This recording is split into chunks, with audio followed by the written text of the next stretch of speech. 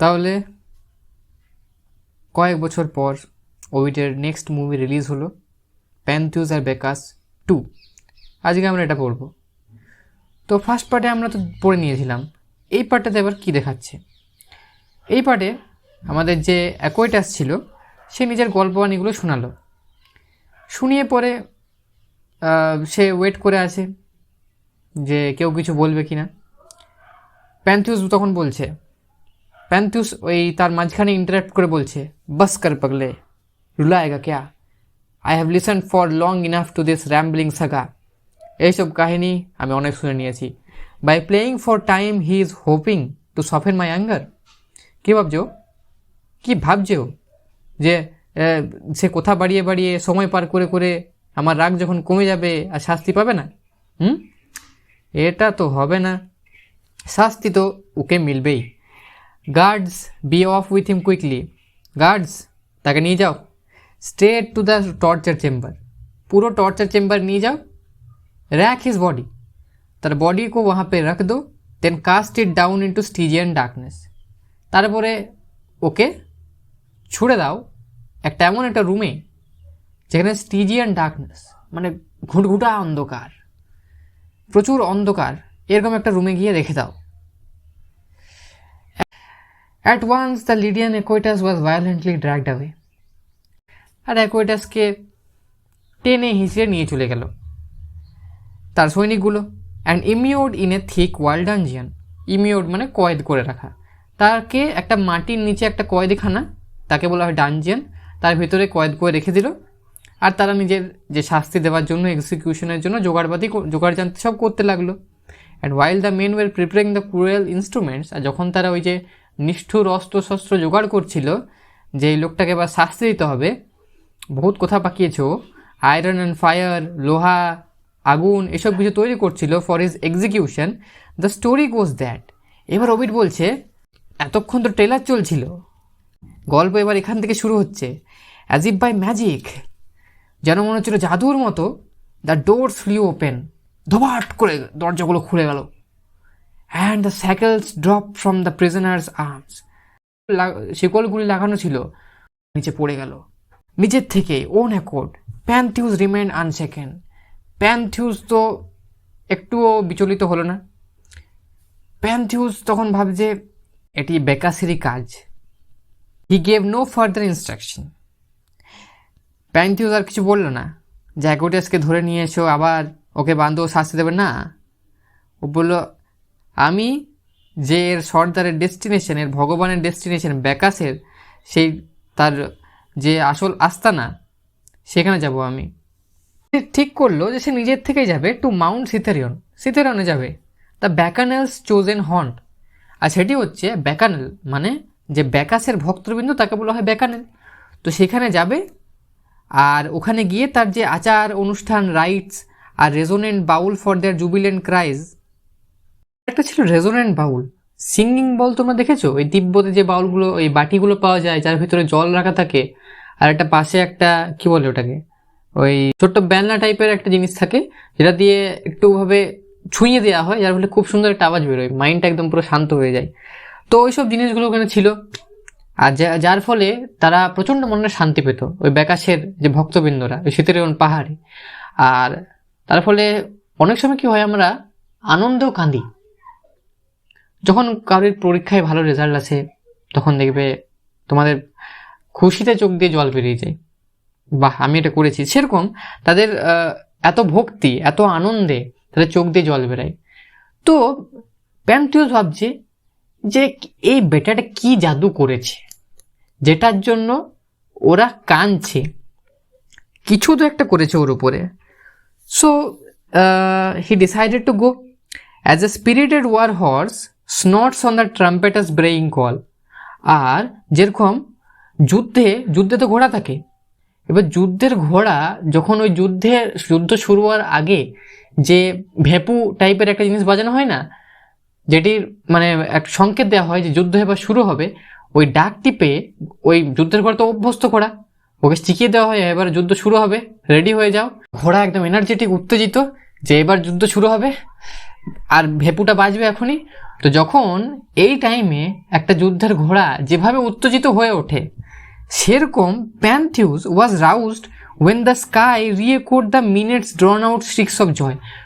যখন প্যান্থিউস যাচ্ছে সিথিলিয়ান পাহাড়ের দিকে, তখন এই যে ঘোড়াটি, যুদ্ধের ঘোড়াটি যেরকম একটা ভেপুর আওয়াজ শুনে লাফাচ্ছে বা লাফায়, সেরকম প্যান্থিউস ওই দূর থেকে মিনেট মানে ওই যে ব্যাকাসের যে মেয়ে ভক্তবৃন্দ, ঠিক আছে, মেয়ে ভক্তবৃন্দ মানে ব্যাকাসের তোমরা দেখতে পাবে যে মেয়েরাই বেশি তাদের ভক্ত ছেলেদের থেকে।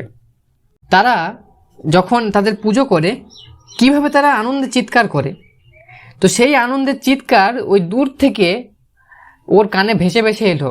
আর সেটি যখন এলো, and the noise in his ear refuelled his anger, আর ওই যখন শব্দটি এলো, বাহ, ওর তালে তালে সবাই নাচছে, ওর গুণগান করছে, একেই দু চোখে দেখতে পারে না ওকে, তারপরে গুণগান করছে, সবাই চিৎকার করছে, কাঁদছে, তখন তো ওর রাগ আরও বেড়ে গেল।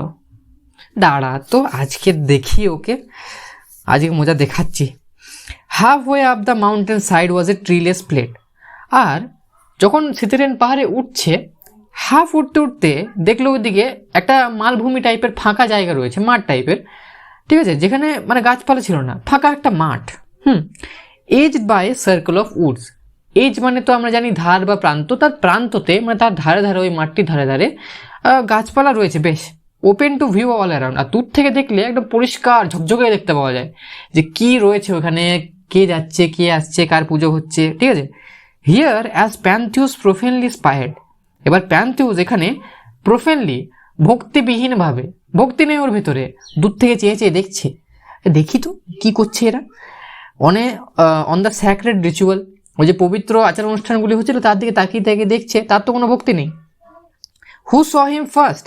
এবার ও যখন ঝোপের মধ্যে থেকে দূর থেকে দেখছে ওই মাঠটির দিকে যে কীভাবে পুজো হচ্ছে, কে আসছে, বেকাস এলো কি না, তখন একজনা দেখতে পেয়েছিল। কে দেখতে পেয়েছিল? Who saw him first, who rushed on him first in maniacal frenzy. তাকে দেখে পরে মানে যেমন লোক পাগল হয়ে গেলে কীরকম উত্তেজনায় থাকে, সেরকম পাগলের মতো ছুটে এলো ওর কাছে।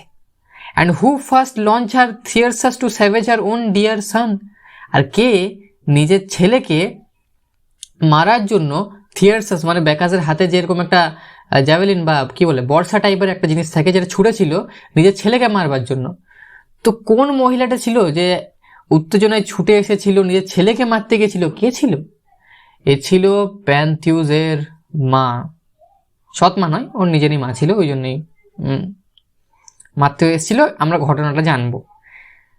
ওয়াচ মি সিস্টার্স, আরে বোনগুলো এদিকে তাকাও, কোন দিকে তাকাচ্ছ তোমরা? সি শাউটেড, জোরে জোরে বললো, বোথ অফ ইউ, তোমাদের দুজনকে বলছি, এদিকে তাকাও। Look at the huge wild boar, ওইদিকে দেখো দেখো দেখো, কত একটা দেখো জঙ্গলি একটা শুয়োর দেখো ঘুরে বেড়াচ্ছে। নিজের ছেলেকে জঙ্গলি শুয়োর বলছে।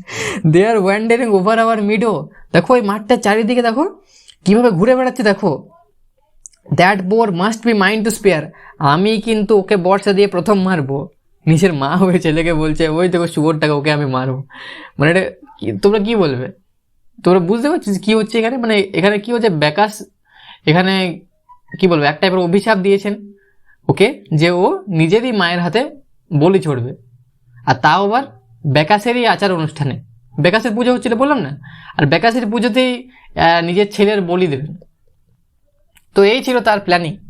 তো যেহেতু ভগবানের প্ল্যানিং, এক প্রকারের ভাগ্যও বলতে পারি, তার জন্য সে এখানে এলো, ব্যাস খেলা খতম হবে আজকের। হি ওয়াজ অ্যালোন, সে ছিল একা, but the whole band charge him in fury. আর দূর থেকে দেখছে যত লোক রয়েছে ও তার দিকে ছুটে আসছে তাকে শুয়োর ভেবে, তাকে মারার জন্য। মাসিং টুগেদার, স্ক্রিমিং, দে চেজ দেয়ার কোয়েরি। আর চেঁচিয়ে চেঁচিয়ে সবাই একসাথে তাকে লক্ষ্য করে ছুটে ছুটে আসছে যে আরে আমি ধরবো, আমি ধরবো, আমি শুয়োরটাকে মারবো। Frightening at last and using less threatening language. আর শেষ পর্যন্ত এত ভয় পেয়ে গেছে ও ছুটতে ছুটতে, and using less threatening language. প্রথমে বলছিল এই বেটা ব্যাকাসকে মারবো, এই বেটা ব্যাকাসকে মারবো, এবার বলছে ভগবান ব্যাকাস, যা হয়েছে আমার জন্যই হয়েছে। অ্যাট লাস্ট কন্ডেমিং হিমসেলফ, নিজেকেই নিন্দা করছিল। And admitting his impious wrong doing. Impious মানে অধার্মিক, অধার্মিক যে ভুল কাজ করেছে সেই কাজের জন্য নিজের উপর দোষারোপ করছে যে হায় ভগবান, যা করেছি ওটা আমি করেছি, আমি তোমাকে প্রথমে সম্মান দিইনি বলে এইসব ঘটনা আমার সাথে ঘটছে। পুর রেচ, শেষ পর্যন্ত ক্ষত বিক্ষত সবাই মারধার করছে ওকে। পুর রেজ, এই হতভাগা, he could still appeal to his mother sister, মায়ের বোন মানে কি তার মাসি, তোর মাসির কাছে সে প্রার্থনা করছে, সে ভিক্ষা চাইছে নিজের জীবনের। প্রথমে বললো না ওর মা কি বলে, দেখো দেখো দেখো ওই দুটো বোন, শোন রে, দেখ ওদিকে, দেখ দুটো ওইদিকে একটা শুয়োর দেখ যাচ্ছে কেমন দাঁড়িয়ে রয়েছে দেখ। তো ওই যে মাসিগুলি ছিল, তো তার একটা মাসির নাম ছিল অটনো। অটনোকে বলছে, অটনো মাসি প্লিজ হেল্প মি, আমাকে সাহায্য করো, Actaeon's ghost is pleading for mercy. এখানে অ্যাক্টিয়ানের আত্মা নিজের প্রাণের ভিক্ষে চাইছে। এবার তোমরা বলবে আমরা তো বললাম যে অ্যাকুইটাস ব্যাকাসের ভক্ত ছিল, তো অ্যাক্টিয়ান কোথার থেকে এলো? তবে একটা চ্যাপ্টার আছে এখানে অ্যাক্টিয়ান আর ডায়ানা বলে, ঠিক আছে? তো কি হয়েছিল ওখানে, মানে ডায়ানা যখন একটা গুহায় স্নান করছিলেন তখন অ্যাক্টিয়ান যে ছিল ক্যাডমাসের নাতি, সে চলে আসে এবং তাকে সেই অবস্থায় দেখে বলে, যার ফলে দেবী ডায়ানা লজ্জিত হন, তাকে অভিশাপ দেন। অভিশাপ হওয়ার ফলে সেই ছেলেটি একটা হরিণে পরিণত হয়। আর সে এসেছিল ওই বনে শিকার করতে, মানে কি বলবো 100-150টা কুকুর নিয়ে, আর নিজের যে শিকারী বন্ধুগুলো ছিল, সহকর্মীগুলো সবার সাথে এসেছিল। ব্যাস হরিণ যখন ও হয়ে গেছে, তখন যখন গুহা থেকে বেরোচ্ছে এমন ছিঁড়ে ছিঁড়ে খেলো নিজের মালিকটাকে। তারা তো জানে না যে এটা আমাদেরই মালিক, আমাদেরই মাস্টার। শেষ পর্যন্ত তাকে ছিঁড়ে খেয়ে নিল। তো এখানেও একই ঘটনা ঘটছে। এখানে কি করছে, প্যান্থিউসকে সবাই শুকর ভাবছে, শুয়োর ভাবছে, তাকে এভাবে মারতে আসছে।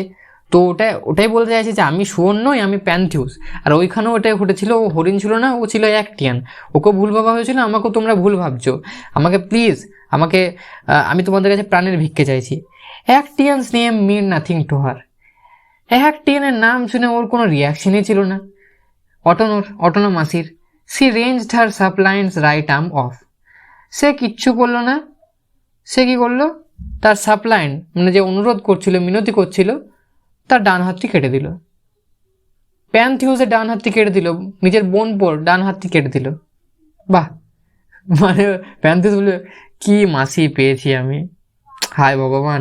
অ্যাজ ইনো, মানে তার আরেকটা মাসি, মানে আমি বলে দিচ্ছি তার যে মারা, মানে অ্যাগেভ, প্যান্থিউসের মা অ্যাগেভ, তারা 4 বোন ছিল আর 1 ভাই ছিল। তো 4 বোন কে ছিল, অ্যাগেভ ছিল, আর এদিকে রইল অটনো, আর এদিকে রইল ইনো, আর আগে আমরা পড়েছি সিমিলি। এই 4 জন হলো একটা বোন, তারা বোন, আর একটা ভাইও আছে।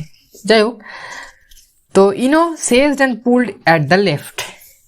ইনো প্যান্থিউসের ঘাটটা ধরল আর খুব সুন্দরভাবে, একদম কোমলভাবে সে বাঁ হাতটা কেটে দিল।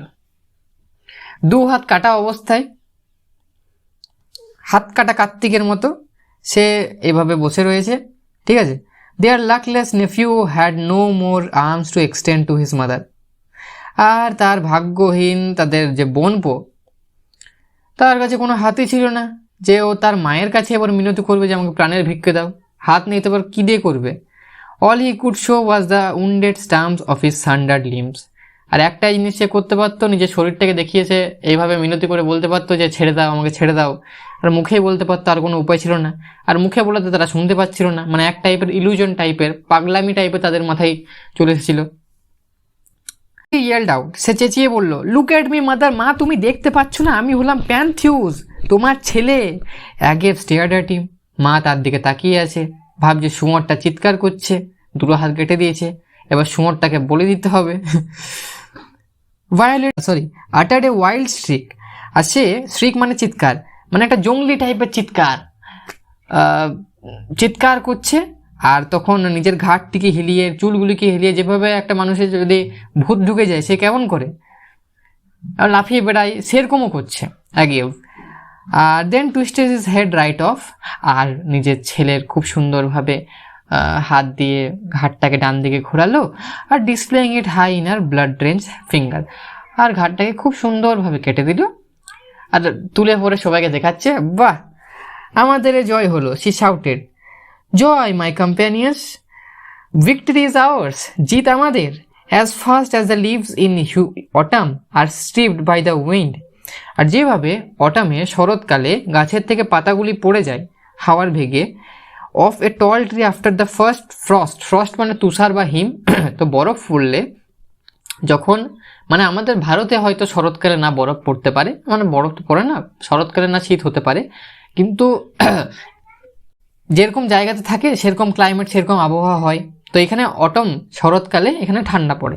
তো বলছে শরতের হিমে যখন গাছের পাতাগুলি হাওয়াতে আর তুষারের ফলে ঝরে ঝরে পড়ে যায়, সেরকম so Pentheus's members were rent apart by those guilty hands. প্যান্থিউসের যে আরো সহকর্মীগুলো ছিল, তারা যখন বলেছিল যে বেকাসকে ধর, হ্যাঁ বেকাসকে মারবো আমরা, চলো, তাদেরকেও এরা বেশ খুব সুন্দরভাবে হত্যা করে দিল। আর rent apart by those guilty hand, তাদেরকে টুকরো টুকরো করে দিল। আর নিজেদের যে অপরাধী হাত, তারা জানতো না তারা কি করেছে। বাই দ্য সাইন্স, আর এইসব সংকেত এক প্রকার কি বলবো, ওয়ার্নিং করছিল সবাইকে যে দেখো এইবার ভগবানের পরে আর যাওয়া হবে না, ভগবানের কথা মেনে চলতে হবে, তার পুজো করতে হবে, তবে তোমরা ভালোভাবে জীবন কাটাতে পারবে। আর যদি না কাটাও তাহলে কি বলবো, আর প্যান্থুসের মতো হাল হবে, আর তার মেম্বারদের মতো হাল হবে। The thief and women practise the new gods mysteries. আর থিবের, যেমন ইন্ডিয়ার লোকদের বলি আমরা ইন্ডিয়ান, আমেরিকাদের আমেরিকান, সেরকম থিভস এর যে মানুষ তাদেরকে বলে থিবেন। তো থিবেনের যে মহিলারা practise the new gods mysteries, এই যে নতুন দেবতা তার রহস্যগুলিকে তারা পুজো করতে শুরু করলো, তাকে পুজো করতে শুরু করলো। And worship before his altars with offering of incense. আর তার যে বেদি একটা টেবিল টাইপের থাকে, খ্রিস্টান যে হ্যাঁ খ্রিস্ট ধর্ম তো থাকে, কি থাকে না, সামনে একটা বেদি টাইপের টেবিল টাইপের রাখা থাকে, সেখানে প্রসাদ ভোগ এসব কিছু রাখা হয়, সেখানে ধূপ টুপ লাগানো হয়। তো এইভাবে ব্যাকাসের বেদির সামনে সেখানে ধূপ বাতি রেখে বা অনেক কিছু রেখে তার এবার পুজো হওয়া শুরু হলো। সবাই তাকে খুশিতে আনন্দে পুজো করতে শুরু করলো। তাহলে আমরা এখান থেকে কি শিখলাম? প্রথমে আমরা শিখলাম যে যদি মায়ের কথা না শোনা হয় তাহলে যে কোনো দিন তোমার মুন্ডু কেটে দিতে পারে। না, এটা না, আসলে ব্যাপারটা হলো যে এটা কি আমরা বুঝতে পারছি যে ওভিড একটা ধার্মিক টাইপের একটা মানুষ ছিলেন, এবং যেহেতু ধার্মিক টাইপের ছিলেন তিনি এসবের মাধ্যমে যারা পড়বে রিডার তাদের উপরেও একটা ইম্প্যাক্ট ফেলার চেষ্টা করেছেন, যে ভগবানের সবসময় প্রতি একটা শ্রদ্ধা থাকা দরকার, তাকে সবসময় তাকে কোনো সময়ই অবহেলা করা উচিত নয়। তাহলে তোমাদের জীবন খুবই কি বলবো স্বাচ্ছন্দ্যে তোমরা কাটাতে পারবে। হ্যাঁ, যদি কোনো ডাউট থাকে আমাকে নিঃসন্দেহে নির্দ্বিধায় জানাও। Thank you so much.